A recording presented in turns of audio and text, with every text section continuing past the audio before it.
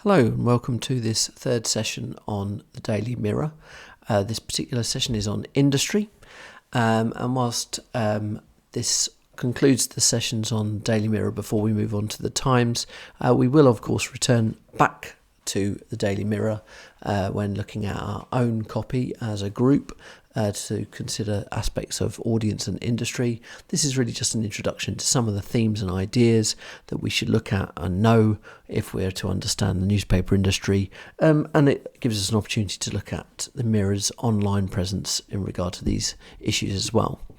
So if anything, the objectives for this session are to analyse the impact of technology on newspapers as we go over a much repeated discussion and debate over the future of newspapers, and we will be applying some of the theoretical framework, looking at some theories that we've encountered throughout our time studying component 1 and applying them to the study of newspapers and some of the research you've done. So as I've kind of alluded to, there is this debate about newspapers because fewer and fewer people are reading newspapers than ever before. So we really have to discuss the future of newspapers. And of course, the reason why is the internet. And so in your opinion, why does the internet and social media have a bigger appeal than a newspaper? And I'd like you to consider this question not only from your own experience and your own demographic, which is important, but to consider it from the perspectives of other demographics as well. It's not just your demographic that's not reading newspapers. Lots of people aren't reading newspapers. And the second point is to really consider the fact that newspapers are trying to engage with this, or trying to stop this demise by having their own websites. And can you consider what the advantages of newspaper websites are to the product itself, to the company itself, but also to the audience? So moving on with this argument, a couple of other things to consider in more detail as we get closer to our set text. I'd like to consider how similar and different the Mirror's online site is to its paper copy. Now, you spent quite a lot of time looking at the Mirror's online site for the session on audiences, but if you need to revisit, that's probably a good idea to just go back onto mirror.co.uk and to have a sort of scoot around there. If you don't have access to an actual physical paper copy of the Mirror, they're found easily enough online. There's various websites which have entire back copies in the archive of Daily Mirrors, or if you need to use the few pages from the set text from March 2019, then that's fine as well. So how similar or different would you say the Mirror's online site is to its physical paper copy? And then also, what is your opinion of the future of the Daily Mirror? Do you feel that the online site will outlive the paper copy? Will the paper copy always be in existence, or do they have what we would refer to as a symbiotic relationship where one needs the other just as much? So just to kind of give you a little bit of evidence and proof of this decline, probably not that you need it, here's a really interesting chart that I found. It's a few years old now, as you can see. It's a chart that measures from 2001 to 2014. So it's the information is 5 or 6 years old, but if you can see, there's actually a sort of a downward decline that hasn't got any better, I have to admit. It's quite an interesting chart, this, because it gives us all of the national daily newspapers. It gives us their circulation, in other words, how many copies have been bought at certain times, and how that's reducing over the past 15 years or so, or the 14 or 15 years from the start of the millennium.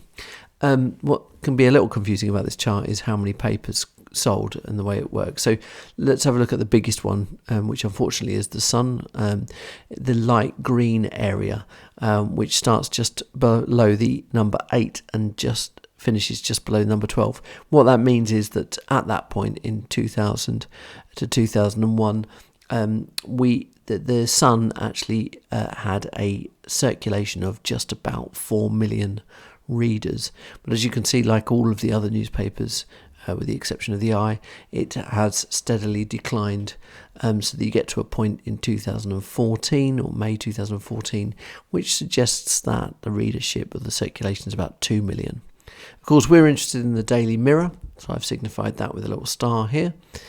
And at that point, the dark green is just below the 4 and below the 6. So you're looking at about a circulation of around 2 million people in 2000. But again, like everything else, it decreases quite rapidly. So by the time you get to about 2014, you're looking at probably about 750,000 circulation. And as you will see, it's continued to decline from there. Now, you might want to make some notes on some of these industry context points. Some of them you'll have found in your own research, but anything that is new to you, may as well make a note of. I think we mentioned before that the Mirror itself was published first of all in 1903, so it's well over 100 years old now, and was initially a newspaper for women. And the idea was to act as a mirror on feminine life. However, as most companies trying to gain as much audience as possible, the newspaper was quickly redesigned to appeal to a broader audience. It's now owned by Reach plc. However, the Daily Mirror was once the most popular tabloid in the UK. However, it has subsequently had its largest year-on-year fall in sales of any national print newspaper. And currently, the average daily sales are just 509,000 copies, and that was as of January 2009. So, it's not a tiny number, but at the same time, it has declined steadily over the past 20 years, as we saw from the graph. As we've said also, online media is definitely responsible for the fall in the print sales, and the Mirror has responded by launching its own Mirror Online, which you've spent some time on while studying audiences, and you should be well averse with and familiar with its presence on social media as well. Of course, the website offers opportunities to interact with the brand. There are competitions, there are votes and polls, there's even a Got a Story feature which invites readers to submit their own stories. And all of this stuff, again, it's things you should have found out when you were researching to make points to apply Clay Shirky's end of audiences theory and his idea of the prosumer. So we're going to apply a little theory of our own now for industries, moving away from audiences, and looking at David Hesmagulch's idea of cultural industries. So as always with the theoretical framework, his ideas are reduced to 3 paragraphs. We're going to look at a couple of these and see how we can apply them and think about them in a little bit more depth using the Mirror as a case study. Particularly this first point, the idea that cultural industry companies try to minimise risk and maximise audiences through vertical and horizontal integration and by formatting their cultural products, for example through the use of stars, genres, franchises, etc. Well, this first point is really common sense, I guess. Any company, whether it's related to the media or not, wants to minimise their risk and maximise their audience. In other words, try to do whatever they can to become as successful as possible. However, within the media, these companies will try and do that in various ways. I'll start with the final point, which is probably most applicable to films and video games, and we've seen that when we've looked at the Assassin's Creed franchise and also through looking at the set text for film marketing. One way of maximising an audience or minimising a risk is through different ways you can format your cultural products. You can make it more appealing, maybe through better special effects or graphics, maybe through the use of having big name stars, maybe by incorporating it as part of a franchise. However, Hesmagulch's first point is that actually you can do things to the structure of your organisation which minimises risk. The way that you organise your industry, the way your company is organised can actually maximise audiences. And this is much more applicable for an industry like newspapers. And this is what I want you to find out now. Do some research into this organisation, Reach plc, who are formerly Trinity Mirror.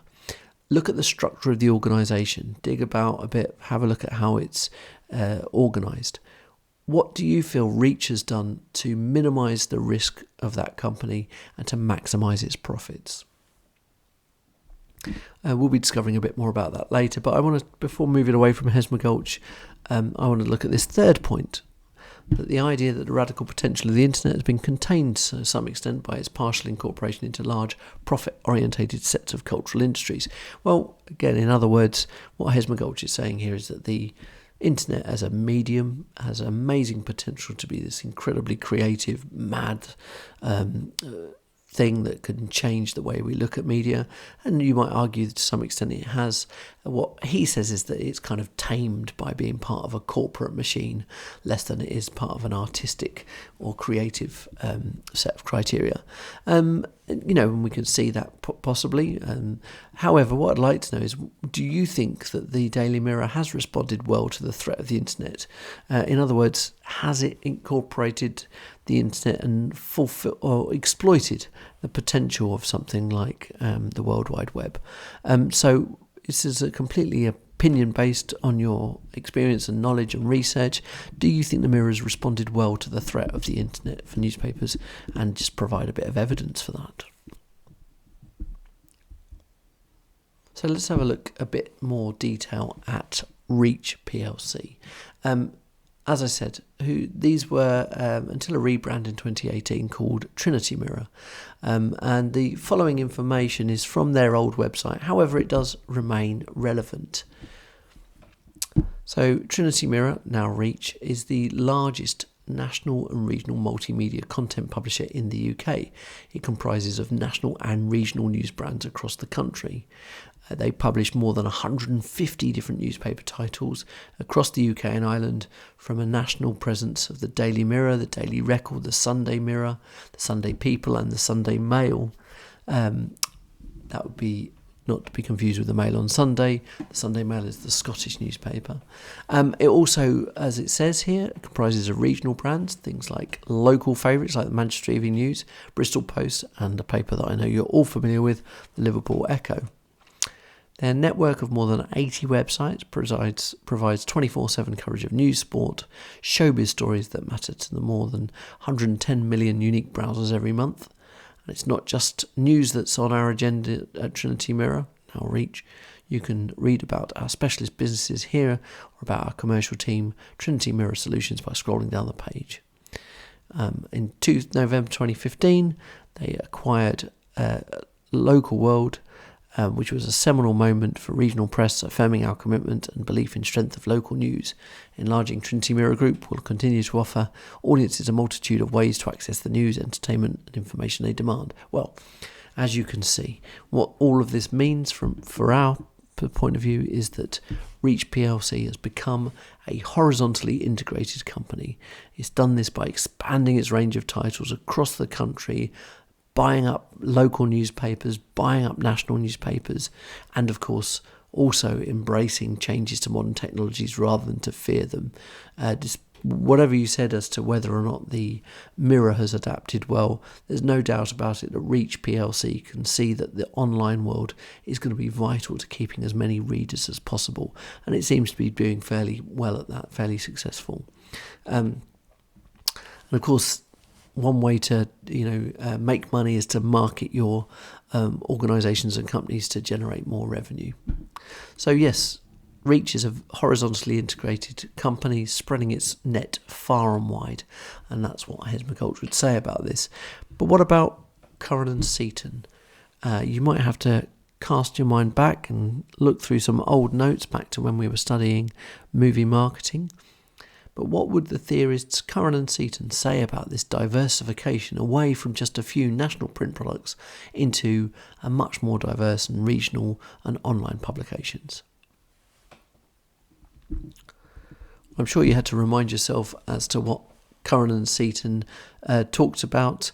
They really talk about the power behind the media, and specifically that the media is controlled by a small number of companies that are driven by profit and power. No big surprises there. If you remember, we looked at the fact that actually 90% of the world's media is actually created and constructed by only something like 5 or 6 different big media conglomerates. Their follow-up points are the more interesting ones. They kind of take this idea and split it into two. They say that media concentration, in other words, big companies producing lots of media that are driven by logic of profit and power, means that creativity, diversity, variety is limited, because if a big company just wants to make money, then they will do that by the quickest route, by playing it safe. they follow that idea up by saying, if you have more socially diverse patterns of ownership, this will help to create the conditions for more varied and adventurous media productions. So what could we say about this, or how can we bring in some of the ideas that we know about the Reach PLC and the ownership of the Mirror? Well, there's an interesting fact you may have found from your research, is that shortly before rebranding as Reach, Trinity Mirror acquired publishing assets of a company called Northern Shell, which was itself a big media corporation. But this also included a number of other tabloid newspapers and magazines: the Daily Express, the Sunday Express, the Daily Star, and OK magazines. Now, this completely changes the face of Reach PLC on its own. I mean, it makes it a huge company. But some of these publications have ideologies which are quite different to that of the Daily Mirror. And actually it made Reach PLC such a big company that there was an investigation into the deal by the Competition and Markets Authority, fearing that one media company would be too big controlling the news. They actually ruled that the Express newspapers had to run as a standalone entity from the other newspapers. They wouldn't be allowed to really be part of that big umbrella organisation. However, the fact that they tried to buy them, or tried to bring it under that umbrella, does this tell us something about the ambitions of Reach PLC? And more importantly, this follow-up question: are there any implications for the Daily Mirror? The fact that Reach aren't only using the Mirror as its flagship, but are interested in buying up a number of other daily nationals and household titles as well. So, sticking with the theme, but kind of moving a little bit backwards towards audiences, we're going to talk a bit about who Trinity Mirror and Reach consider to be the audience for the Daily Mirror, or as their key target audience for a number of their products. Again, this happened before they became Reach, but shortly before the rebranding, Mirror Trinity Solutions identified a key audience for most of their products that they referred to as Modal Britain, a term that I believe that they have sort of coined for this. This has become their key target audience. I'm going to show you a quick promo video that they've put out. Now, you've got to look at this, that this is the sort of video that they would be showing potential advertisers more than it is to punters. But actually, as media students, it's really interesting for us to see this. So this is a video from Trinity Mirror, now Reach PLC, trying to explain who they see their key demographic is, who they refer to as Modal Britain.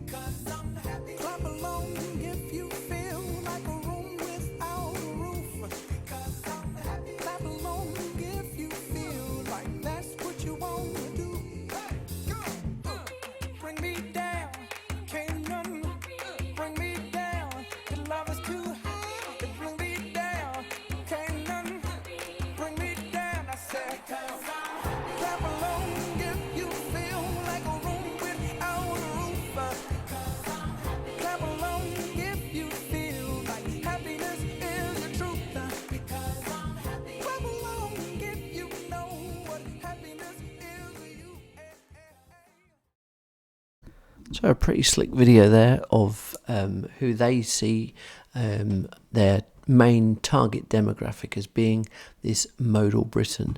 In fact, so keen to push this idea, Mirror Trinity Solutions produced a series of what they described as insights on their website, providing information useful to reach more and more members of modal Britain. The infographic here is such a piece.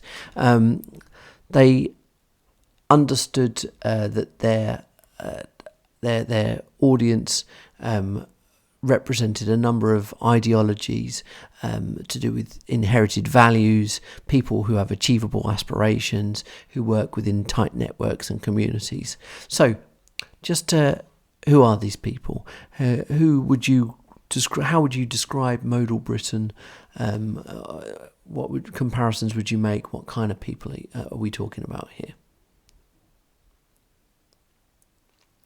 Well, hopefully you'll have realised or compared them to audiences that we talked about entirely before when we were discussing the Mirror, and that's from the 4Cs model of the mainstreamers, and from vowel segmentation, the believers.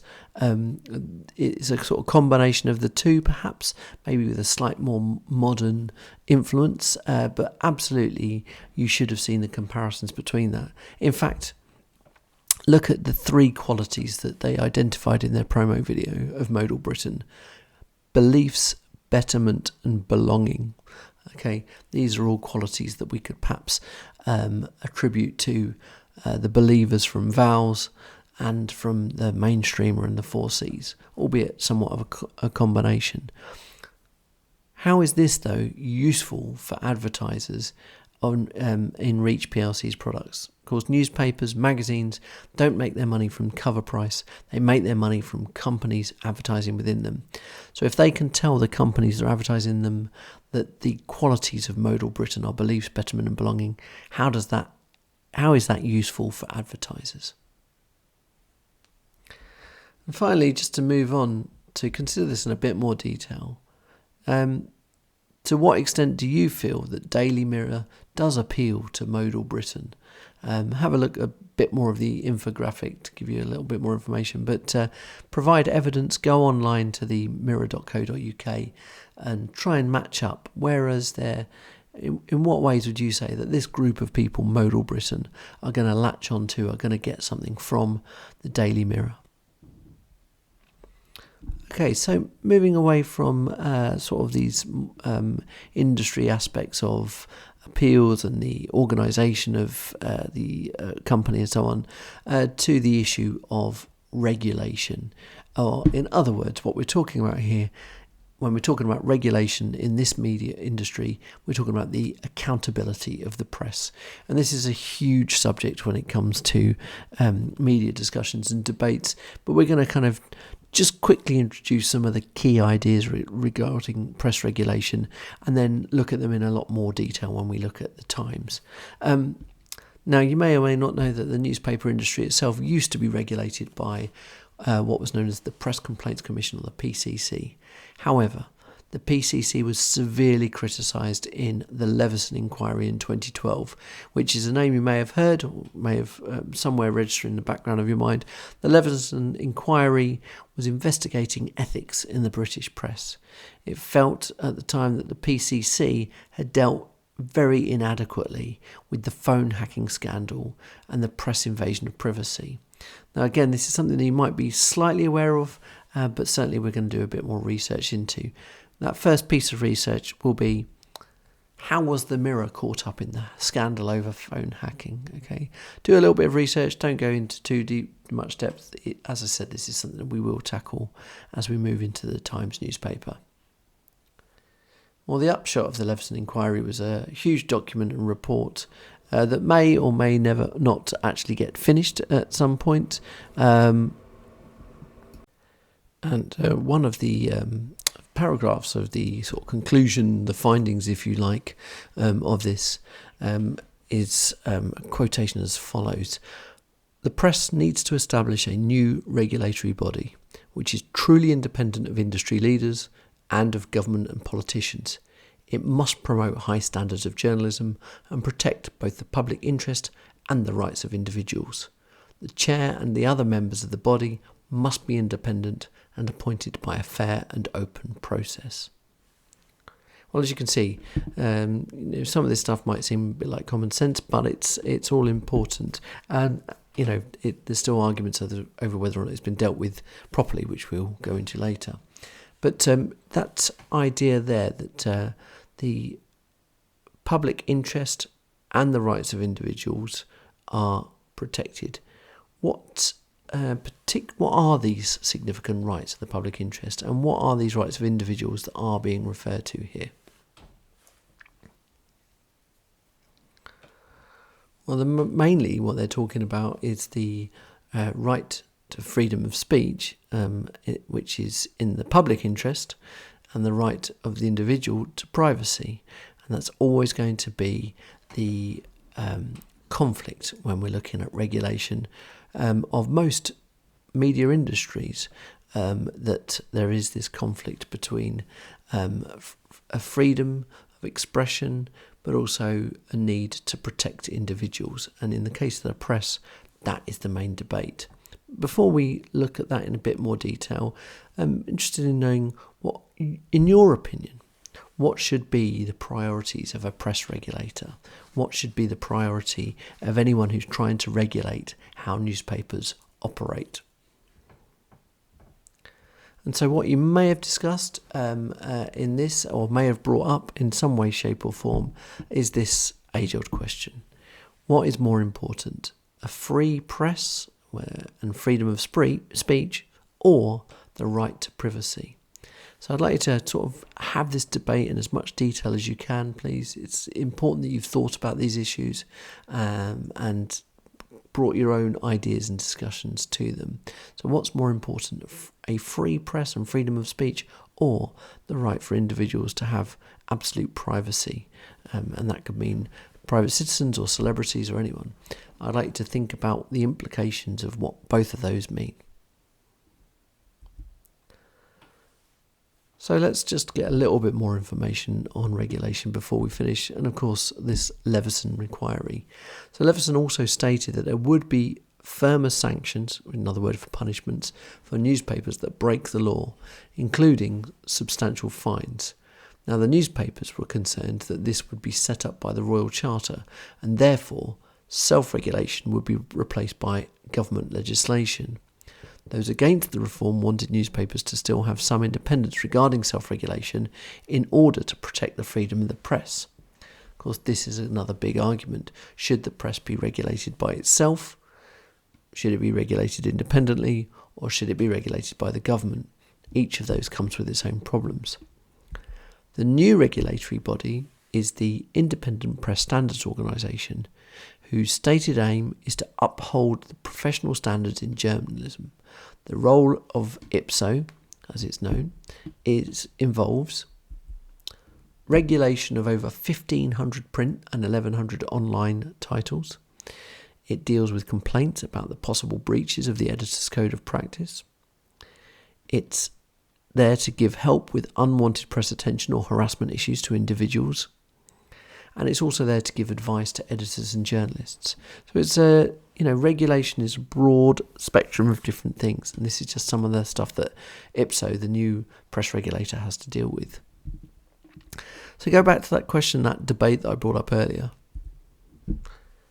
If self-regulation were to be replaced by government-controlled regulation, what's the problem with that? What would you see as the problem with a press industry that is regulated and monitored by a governmental body instead of monitored by people within the industry?